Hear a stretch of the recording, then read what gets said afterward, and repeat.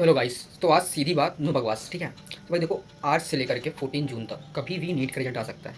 और इस वीडियो का टाइटल जैसे तुमने देखा होगा, ये टाइटल है dark reality of neat and any competitive exam. एक रियलिटी है नीट एग्ज़ाम की और अदर कॉम्पिटिटिव एग्जाम की तैयारी करने से लेकर के रिजल्ट आने तक और एग्ज़ाम देने पे, पैटर्न पे जो भी बातें होती है उसकी एक रियलिटी बताना चाहता हूँ मैं।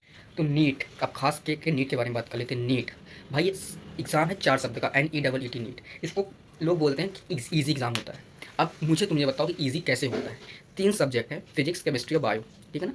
फिजिक्स भाई 180 मिनट्स होते हैं और 180 क्वेश्चन करने के होते हैं हमारे पास, ठीक है ना। और जैसा पेपर आया था वैसे तुम भूल जाओ। और तुम्हें मैं नीचे स्क्रीनशॉट दिखा दूंगा यहाँ पे। वही सेम पेपर एलन सॉल्व कर रहा है 7 घंटे में, और वही सेम पेपर PW सॉल्व कर रहा है 4 घंटे में, और हमसे बोल रहे हैं हम ये पेपर सॉल्व करें 3 घंटे में। मतलब 3 घंटे में। अब देखो, मैं जैसे नीट का स्टूडेंट हूँ, नीट का स्टूडेंट हूँ, तो नीट की बात करूँगा, ठीक है। अब इसमें लगभग 30 लाख बच्चे, 24 लाख बच्चे इस बार 2025 में अपीयर हुए थे। अब भाई सीट्स तो खाली 1 लाख ही हैं। उन बाकी 24 लाख 22 लाख बच्चों का क्या होगा जिनका सिलेक्शन नहीं होगा। मेहनत तो भाई मानता हूँ बहुत बच्चे से फॉर्म भर देते हैं जो चेक करने के लिए भरते हैं, बट अप्रॉक्स 5 लाख बच्चे तो होते हैं जो कॉम्पिटिशन के लिए अच्छे से मेहनत करते हैं, तैयारी करते हैं, 6 6 घंटे, 8 घंटे, 12 12 घंटे, 14 आवर्स की स्टडी करते हैं। मैंने खुद बस 16 आवर्स तक पढ़ाई की है लास्ट मोमेंट पे, ठीक है ना। मैंने भी टेस्ट दिए हैं, 150 ऑनलाइन टेस्ट, 70+ ऑफलाइन टेस्ट मैंने दिए हैं, सब कुछ किया है, ठीक है ना। लास्ट ईयर भी किया, इस साल भी किया, इससे ज़्यादा किया है, ठीक है। अब ये बट ये मैटर नहीं करता भाई तुमने कितना पढ़ा, कैसे पढ़ा, कितने टेस्ट दिए, कितना क्या किया। मैटर करता हो 3 घंटे, तुम्हें वो 3 घंटे कैसे गए कैसे नहीं गए, ठीक है। अब 3 घंटे चलो जो भी है, उसके बाद जो रिजल्ट आता है भाई, ठीक है। जैसे हमारा आने वाला है 10 से लेकर के, आज से लेकर मतलब आज 10 ही है, तो 12 14 किसी दिन भी आ सकता है मैक्स प्रोबेबिलिटी। इसके बाद जो रिजल्ट आएगा तो कोई भी ये नहीं पूछेगा कि तुमने क्या पढ़ा था, कैसे पढ़ा था, कैसे क्यों पढ़ा था, ठीक है ना। सब ये पूछेंगे रिजल्ट कैसा है। और एट द एंड मूल मोटिव होगा कि सिलेक्शन होगा कि नहीं होगा, हुआ कि नहीं हुआ। कोई ये पूछने नहीं आएगा तू तू कैसा फील कर रहा है, कि तेरा क्या हाल है, कैसा नहीं है। कोई पूछने वाला नहीं, पूछने वाला। भाई कई लोग के हैं 2 ड्रॉप, 3 ड्रॉप, 4 ड्रॉप, भाई उनके अंदर सोचो उनके अंदर क्या फील हो रहा होगा। और तुम उस टाइम उनसे जाकर पूछोगे रिजल्ट क्या आया। मान लो उस बच्चे का रिजल्ट खराब हो, वो डीमोटिवेट ऑलरेडी है, ठीक है। तुम उससे जाकर पूछ रहे हो कैसा है, ये है वो है, भाई वो बंदा और ऑलरेडी डिप्रेस्ड है, डिमोटिवेटेड है। तुम उससे जाकर पूछोगे कहीं वो जाकर कुछ करना ले। तो मुझे सबसे निवेदन है भाई, जाकर तुरंत मत पूछना।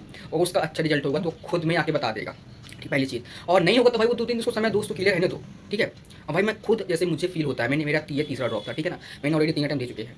24 का सबको पता है, 25 का सबको पता है पेपर कैसा आया था, कैसे नहीं आया था। पेपर हार्ड था, टफेस्ट बोला जा रहा है, कट ऑफ लो जाएगी। मैं भी कट ऑफ में ही डिपेंड कर रहा हूँ, क्योंकि मेरा भी अप्रॉक्स समय रैंक के हिसाब से कॉलेज मिलेगा नहीं मिलेगा, ठीक। कि भाई देखो, किसी भी कॉम्पिटिटिव एग्जाम तैयारी कर रहे हैं, ठीक है ना। तो बहुत टफ एग्जाम, UPSC हो गया, IT हो गया, नीट हो गया, अभी बहुत एग्जाम्स हैं भाई। देखो सिलेबस सबका वास्ट होता है, बहुत बड़ा सिलेबस होता है। अब लोग बोलेंगे नीट का सिलेबस चाहिए भाई। बायो, फिजिक्स, केमिस्ट्री, तुम इस बार पेपर उठाना और सॉल्व करना, तुम्हें समझ में आ जाएगा कि रियलिटी क्या है, ठीक है ना है। और एक क्वेश्चन पूछ लेता हूँ मैं। बायो का 3 टर्म है, ग्लूकोजेनेसिस, ग्लूकोनियोजेनेसिस, ग्लूकोलाइसिस और ग्लूकोनियोजेनेसिस। ये 4 वर्ड है, चारों का मीनिंग अलग है। तुम्हें पता है तो कमेंट में बता दो, ठीक है। और भाई तुम सोचो, फील करो, तुम्हारी ज़िंदगी के 3 से 4 साल सिर्फ ड्रॉप में निकल गए हैं। बैकअप में तुम्हारे पास कोई प्लान नहीं है। सोचो, 3 से 4 साल निकल चुके हैं, बैकअप में कोई प्लान नहीं है। घर में जो तुम्हारी उम्र है वो पैसे कमा के ला के देने की है, ठीक है ना। तो इमेजिन करो उस बंदे पे क्या फील होता होगा जब वो घर वाले से पैसे मांगता होगा, कि जब मुझे पैसे देने चाहिए तो मैं पैसे मांग रहा हूँ, ठीक है ना। तो वही किसी की सिचुएशन, किसी का सेक्रीफाई, किसी का जो उसने वर्क किया है उस फील्ड में, उसने मेहनत की है, प्लीज़ उस पर क्वेश्चन मार्क पे मत करना। उसका सिलेक्शन हो नहीं हो, तुम अगर उसको मोटिवेट नहीं कर सकते तो डिमोटिवेट भी मत करना, ठीक है ना। मैं सबके लिए बोल रहा हूँ, खासकर रिश्तेदार जो भी है। मैं एकदम पॉइंट की बात कर रहा हूँ, मेरे को चाहे जितनी गालियाँ पड़े व्यवहार में मुझे फर्क नहीं पड़ता, ठीक है।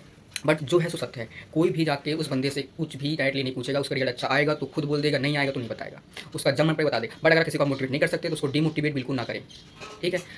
भाई मैं कुछ अपनी फीलिंग्स बताना चाहूँगा कि मैं क्या फ़ील करता था during the preparation, during the struggles. भाई देखो, मैं 2 साल सपना से बाहर रह के, घर से बाहर रह के 3 साल में तैयारी की है, ठीक है ना, 12th इंक्लूडेड।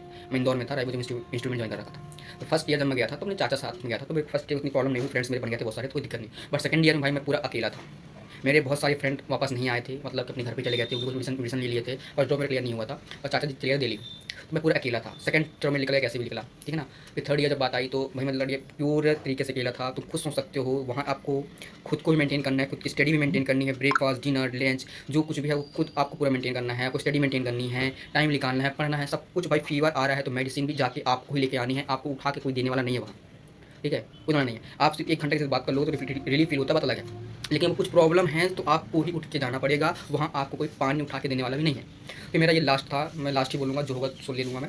फिर मैं सब सपना में रह के ड्रॉप लिया किया मैंने। फिर बैकअप में डी फार्मा ज्वाइन कर रखा था, ब्रिटिश कॉलेज ऑफ फार्मेसी सपना से, ठीक। और फिर मैंने वैसे आफ्टर, अब तुम मानोगे नहीं, मैंने जनवरी से लेकर के, मैं अपना पूरा रूटीन बता रहा हूँ कि मई तक भाई डेली का था मेरा 14-16 आवर। सुबह 5 बजे से लेकर के रात दोपहर 12 बजे तक फर्स्ट शिफ्ट चलता था मेरा, फिर 12 से 1 डिनर लेता था घर आके मैं, फिर 1:30 से लेकर के रात को 10 तक नॉन स्टॉप चलता था, बीच में 1 घंटे का ब्रेक आता था, 5 से 6 के बीच में, जब फिर 6 से 7 के बीच में ब्रेक आता था। ये मेरा कंटिन्यू 3 महीने का रूटीन था मेरा, ठीक है। अब मेरा मानो सिलेक्शन नहीं होगा तो मेरे से ये मैटर नहीं करता, मेरे से कोई ना पूछने वाला तुमने कितना पढ़ा कितना नहीं पढ़ा, मैटर सिर्फ ये करेगा रिजल्ट क्या आया, ये कोई पूछने नहीं आएगा तुमसे, ठीक है। तो जो आए सो आए, वो तुम अपने पर छोड़ो और किसी की बात तुम मत सुनना। देखिए 2 लोग जो है, ये 4 लोग जो हैं सिर्फ बोलने वाले ही हैं और सिर्फ बोलने ही आएंगे, उनको कुछ मैटर नहीं करता, ये तुमको सिर्फ सुनाने ही आएंगे, ठीक है ना। तुम भाई इमेजिन करो 2025 का पेपर जिसने फर्स्ट टाइम दिया होगा, इसका फर्स्ट ड्रॉप रहा होगा, या फिर 12th के बाद एग्जाम दिया होगा, उसके 200 नंबर आ रहे होंगे, सोचा 200 नंबर के आ रहे होंगे, उसकी क्या सिचुएशन होगी अभी। वो खुद कंफ्यूज होगा कि मैं ड्रॉप लूँ कि नहीं लूँ। जैसे हम लास्ट ईयर कंफ्यूज थे इसका हाई कट ऑफ देख के कि हम ड्रॉप ले कि नहीं लें, ले तो लिया था, पर चलो बैकअप मैंने रखा था, कई लोग ने बैकअप भी रखा होगा, ये भी कई लोग ने भाई फील्ड ही छोड़ दी थी, ठीक है ना, मेरे कुछ दोस्तों ने भी छोड़ दिया था, ठीक है ना। तो मतलब वो बच्चा जो कि सिर्फ 12th पास आउट होकर फर्स्ट एग्जाम दे, उसका क्या हाल होगा, क्या मेंटल स्टेटस होगा उसका, जिसको 200 नंबर भी आ रहे हैं, और जो घर वाले से बोल रहे होंगे वो अलग। भाई तुम नहीं समझ सकते उस प्रेशर को जो हम हैंडल करते हैं, तुम्हें नहीं पता है भाई।